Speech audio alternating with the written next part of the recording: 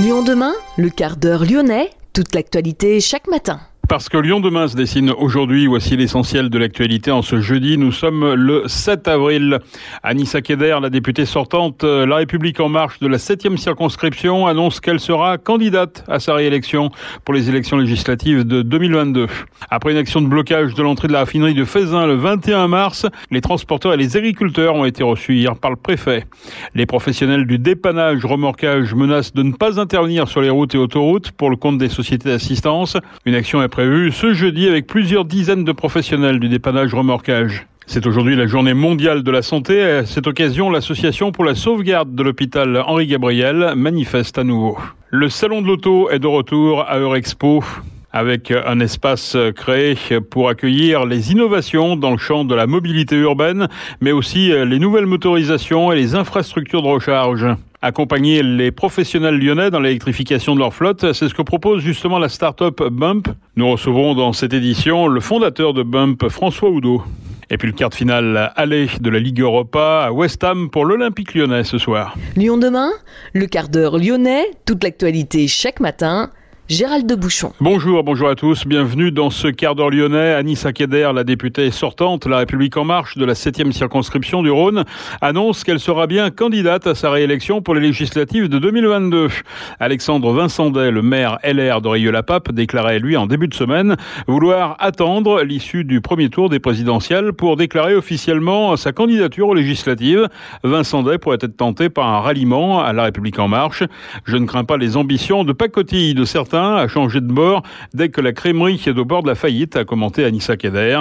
La députée sortante entend poursuivre son travail de terrain au plus près des habitants de la Circo qui ont particulièrement besoin d'être entendus et compris, dit-elle. Elle appelle à une grande mobilisation pour la réélection d'Emmanuel Macron. Après une action de blocage de l'entrée de la raffinerie de Feyzin le 21 mars pour alerter sur les difficultés de leurs entreprises face à la hausse des matières premières, une délégation d'agriculteurs et de transporteurs a été reçue hier par le préfet délégué pour la défense et la sécurité, Yvan Bouchier. Le résultat est plus que décevant. On a trouvé le préfet méprisant, ont déclaré les membres de la délégation en sortant de la préfecture. Nouvelles aides ou actions sur le prix des matières premières. Le collectif interprofessionnel demande au gouvernement d'agir. Transporteurs et agriculteurs promettent de nouvelles actions à la raffinerie ou ailleurs dans les prochains jours. Les professionnels du dépannage remorquage menacent de ne pas intervenir sur les routes et autoroutes pour le compte des sociétés d'assistance, et ce alors que le prix du carburant flambe, que le pouvoir d'achat est de plus en plus faible et que les vacances de printemps se profilent. Ils estiment que les sociétés d'assistance en demandent de plus en plus aux professionnels du dépannage remorquage, mais n'ont pas valorisé les rémunérations depuis plus de 10 ans. Une action est prévue ce jeudi avec plusieurs dizaines de professionnels du dépannage. Ils manifesteront leur mécontentement avec leur camions sur différents sites, notamment entre 13h et 13h30 sur l'aire des Bruyères, sur l'autoroute A6 à Dardilly. Ils se dirigeront ensuite en convoi afin de manifester vers 14h devant le siège d'Acta Assistance à Limonest.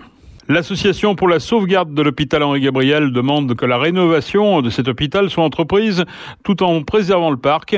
À l'occasion de la journée mondiale de la santé ce jeudi, l'association appelle à un rassemblement entre midi et 13h30 devant l'hôtel de ville Place de la Comédie pour interpeller Grégory Doucet en construisant un bâtiment dans l'hôpital psychiatrique du Vinatier pour y transférer les patients handicapés. Vous allez bétonner un espace vert en ville en privant les patients hospitalisés en psychiatrie de cet espace. Vous allez favoriser la concentration d'activités en ville, contribuant à plus de déplacements, plus de pollution. La solution, vous la connaissez, c'est la rénovation d'Henri Gabriel. Fin de citation. Lyon demain, média agitateur d'idées. Bruno Bernard était présent hier soir à l'inauguration du Salon de l'Auto. Selon le président écologiste de la métropole, la voiture garde et gardera une place éminente sur le territoire du Grand Lyon, tout en devant s'adapter aux enjeux du XXIe siècle. Le stand Métropole de Lyon, Lyon Parc Auto, est d'ailleurs installé au sein de l'univers mobilité du salon, un espace créé pour accueillir les innovations dans le champ de la mobilité urbaine, qu'il s'agisse d'autopartage, électrification, mobilité servicielle, covoiturage, mais aussi des nouvelles motorisations et des infrastructures de recharge. La place des Lumières à Eurexpo devient le temps du salon, la place zéro émission. L'événement braquera ainsi ses projecteurs sur 25 modèles de voitures électriques et à hydrogène, de la petite citadine à la voiture de prestige. Accompagner les professionnels lyonnais dans l'électrification de leur flotte, c'est ce que propose la start-up Bump. Après Paris, Bump continue d'étendre son réseau de hubs de recharge rapide pour véhicules électriques à Lyon. Bonjour François Oudot. Bonjour. Président de Bump et fondateur de Bump, spécialiste sur le secteur de la recharge rapide. Pour expliquer un petit peu à nos auditeurs, vous installez des hubs de recharge. Alors d'où est venue d'abord cette idée de créer cette société ? Écoute, le projet, il est né entre moi et mon cofondateur avec l'idée de dire en fait on voulait travailler à réduire les émissions de CO2. Ce qui nous a particulièrement marqué, c'est de se rendre compte qu'en fait aujourd'hui les professionnels en agglomération, la technologie existe pour les électrifier et réduire leurs émissions de CO2 de 70% sur leur transport professionnel. Et en fait, aujourd'hui, le plus gros challenge qu'ils ont, c'est trouver des bornes de recharge, de trouver des solutions de recharge, je dirais au sens large, adaptées à leurs besoins. Et donc, c'est sur ce constat-là qu'on a créé Bump, dans l'optique de vraiment fournir des solutions sur étagère, très simples, pour les professionnels, pour basculer à l'électrique. Et ça va consister à la fois de stations de recharge lentes et rapides, à la fois en cœur de ville, dans les zones industrielles, sur les bureaux, etc. Et c'est ça l'ambition de Bump. Alors, qui sont vos clients ? Parce que vous faites du B2B, c'est-à-dire que vous adressez en fait à des gens qui ont soit une flotte, soit qui sont utilisateurs en fait de voitures électriques. Tout à fait. Alors, nos clients, en fait, donc sur les professionnels, ça va être tout ce qui va être taxi, VTC. Par exemple, on a un partenariat avec la plateforme Bolt. On va aussi retrouver le car sharing, enfin tout ce qui est autopartage. Donc, on a un partenariat avec Autoki qui gère les opérations pour Renault Zity. On va aussi retrouver des loueurs ou encore la livraison du dernier kilomètre. Donc, sur la livraison du dernier kilomètre, on travaille avec Top Chrono, Star Service et bien d'autres. Donc, c'est ça nos clients. Après, cela dit, on a aussi des clients qui sont des particuliers parce que sur certains de nos stations de recharge, elles sont disponibles à tous, pas uniquement aux professionnels. On va les déployer dans l'optique d'aider les professionnels à électrifier leur flotte, mais bien évidemment, si vous, en tant que particulier, vous passez par là et que la borne est libre, vous êtes le bienvenu pour vous recharger. Ça représente aujourd'hui à peu près 20% de notre chiffre d'affaires. Comment ça va se présenter, ces stations Bump ? On voit à peu près ce que c'est qu'une station-service aujourd'hui, même s'il n'y en a plus beaucoup en ville, c'est vrai. Mais une station électrique, comment ça se matérialise ? Alors, c'est relativement similaire. On a effectivement, c'est des places de parking avec des bornes de recharge. Donc aujourd'hui, on déploie de façon un peu systématique. C'est une borne de recharge qui va être entre deux places de parking et qui va pouvoir recharger deux véhicules en même temps. On est en train d'équiper certaines de nos stations aussi avec des aspirateurs parce que en fait, vous avez un temps de recharge qui va être plus long que le temps que vous passez à faire le plein. Faire le plein, vous le faites en 5 minutes. La recharge, ça va toujours durer 20-30 minutes minimum. Donc du coup, il y a des sujets de comment occuper finalement la personne ou en tout cas quels sont les services qu'on peut proposer autour. Donc, le service d'aspirateur, c'est quelque chose qu'on est en train de mettre en place. Sur des stations de recharge qu'on est en train de construire de toutes pièces, là, notamment sur Paris. Là, on est en train d'envisager un espace détente avec un distributeur de boissons, des toilettes, etc. Alors, qui finance tout ça finalement ? Et combien ça coûte ? Écoutez, c'est Bump qui finance tout ça.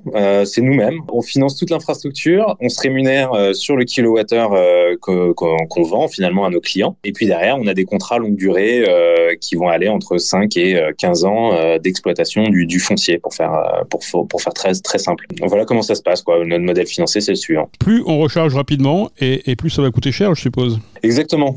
Ça, c'est quelque chose qui est un peu qui est surprenant finalement quand on regarde le pétrole, mais vous avez un peu la même chose avec le pétrole. C'est-à-dire qu'aujourd'hui, si vous faites le plein vraiment en cœur de ville, vous allez payer plus cher que potentiellement en reste campagne.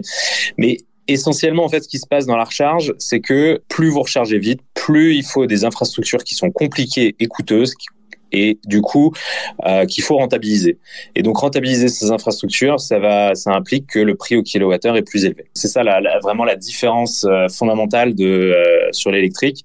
Et donc le prix au kilowattheure va varier entre 15 centimes si vous êtes chez vous et que vous payez que l'électricité, que vous avez déjà votre prise, jusqu'à 60 centimes d'euros le kilowattheure sur autoroute, parce que là, vous imaginez bien qu'il y a des gros travaux à faire, des câbles de haute puissance à amener, etc., et des chargeurs qui coûtent extrêmement cher. Vous vous installez à Lyon, vous êtes déjà installé à Lyon. Quel accueil vous avez de la part des élus là, qui sont écolos là, est-ce qu'ils vous facilitent l'implantation? Comment ça se passe? Écoutez, c'est une bonne question. On a eu peu d'interactions pour le moment avec les élus jusqu'à présent, pour tout vous dire. On est en discussion avec eux parce qu'ils ont déjà aussi un projet de borne de recharge sur voirie qui est très destiné aux particuliers. Qui se déploie actuellement, bien sûr. Hein. Voilà, qui se déploie actuellement, exactement. Donc ça, c'est un programme qu'ils ont. Et aujourd'hui, pour le moment, on a eu très peu d'interactions. Et c'est assez surprenant parce qu'il y a d'autres collectivités sur lesquelles on est en train de communautés sur lesquelles on est en train de déployer, qui sont pas forcément verts et qui nous font des accueils assez plus chaleureux, je dirais. Mais bon, c'est quelque chose sur lequel il faut qu'on travaille, il faut qu'on les rencontre. Et après, il y a d'autres acteurs qui sont, on va dire, semi-privés, semi-publics, avec lesquels on a aussi des bonnes interactions autour de comment électrifier la livraison du dernier kilomètre. Donc voilà, je suis sûr qu'on va arriver à se rencontrer.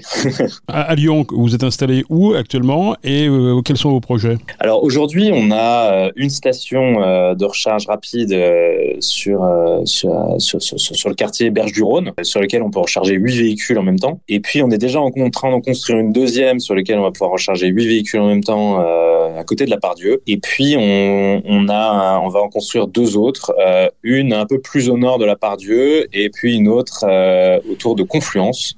Donc ça, c'est nos projets court terme. Et puis après, sur des projets plus long terme, on est déjà en train d'envisager des déploiements sur des parcs d'activités, des parcs de bureaux, plus au plus proche de nos clients professionnels. Alors ça veut dire que la station actuellement Berge-du-Rhône, qui est au Campanile, en fait, c'est ça, hein? Exactement. Elle est abordable, par exemple, si on veut pas, si on n'a pas de borne EasyVia, allez, c'est votre concurrent là qui est installé à Lyon, on va le dire. Si on n'a pas de borne de ce type-là, on peut aller chez vous du côté de Confluence? Tout à fait. Les bornes sont accessibles, ouvertes au public. N'importe qui peut y accéder. Et après, vous pouvez même utiliser votre badge de mobilité classique ou payer par carte bancaire sur la borne. L'engagement pour les entreprises qui font appel à vos services, c'est un engagement de combien de temps? Alors en fait, ça dépend beaucoup des contrats. Il n'y a pas de réponse unique, mais en général, elle s'engage sur entre 3 et 5 ans. En fait, on essaye de coller aux durées de leasing, au contrat de leasing d'un véhicule. Donc en fait, on essaye d'être très cohérent. En fait, on dit voilà, vous êtes un professionnel, vous venez d'acheter un véhicule en leasing sur 3 à 5 ans avec un certain nombre de kilomètres à parcourir par an. Et en fait, on va se caler là-dessus. On va dire on va faire un programme de recharge, déployer des bornes de recharge, avec un mécanisme qui va être similaire, durée d'engagement similaire et durée de nombre de kilomètres similaire sur leur engagement. On voit que la vente des voitures électriques explose actuellement. Est-ce qu'on risque de se retrouver un jour à ne pas être en adéquation avec l'offre de bornes? C'est toujours un peu une question qui se mord la queue, ce sujet-là. Il y a quand même aujourd'hui, on va dire que entre 70 et 90, autour de 70% des recharges sont effectuées au domicile ou au travail, 30% sur des espaces publics, on va dire, c'est à peu près ça les ratios. Quand on parle de ce sujet-là, on parle souvent en fait des problèmes de bornes de recharge en voirie. Or en fait, je pense que c'est pas le gros du sujet, et que le gros du sujet est plutôt au domicile. Moi, je suis pas trop inquiet par cet enjeu-là. Néanmoins, je pense que toutes les initiatives sont bonnes pour accélérer le nombre de bornes de recharge, mais il faut garder en tête aujourd'hui que les taux d'utilisation des bornes sont très faibles. Donc c'est un peu le serpent qui se mord la queue, c'est-à-dire qu'aujourd'hui les bornes peuvent être difficilement rentables, mais c'est clair que il faut continuer à en déployer plus pour permettre cet essor du véhicule électrique. Et dernière question, l'électricité que vous fournissez, c'est une électricité verte? Ouais, tout à fait. Donc en fait, on a un fournisseur effectivement qui nous garantit de l'électricité verte et si possible local également. Donc on a cette démarche de bout en bout. On mesure aussi les émissions de CO2 produites par nos chantiers de bornes pour les compenser. Donc on a vraiment une approche écologique de bout en bout. On veut pas que cette transition écologique en fait elle soit un émetteur net de CO2 parce que ça peut rapidement être le cas si vous faites pas attention à vos installations. Et donc on a cette approche tout au long de notre chaîne de conception et de construction. Merci François Oudot. Je rappelle que vous êtes le fondateur et le président de Bump. Merci beaucoup. Merci à vous. 45 marques seront présentes jusqu'à lundi et 300 modèles sont exposés pour cette nouvelle édition du Salon de l'Auto. Salon qui avait rassemblé plus de 60 000 visiteurs en 2019 lors de sa dernière édition avant le Covid. Le quart de finale aller de Ligue Europa à West Ham pour l'Olympique lyonnais ce soir. Les joueurs lyonnais ont fait connaissance avec le stade olympique où se déroulera à 21h ce quart de finale aller. Cette Ligue Europa peut être le moyen le plus court, pas forcément le plus facile, pour atteindre l'objectif de la qualification en Ligue des Champions au vu de la situation de l'Olympique lyonnais en championnat. C'est la fin de ce quart d'heure lyonnais. Merci de l'avoir suivi. On se retrouve demain, même heure, mêmes antennes. En attendant, passez une excellente journée.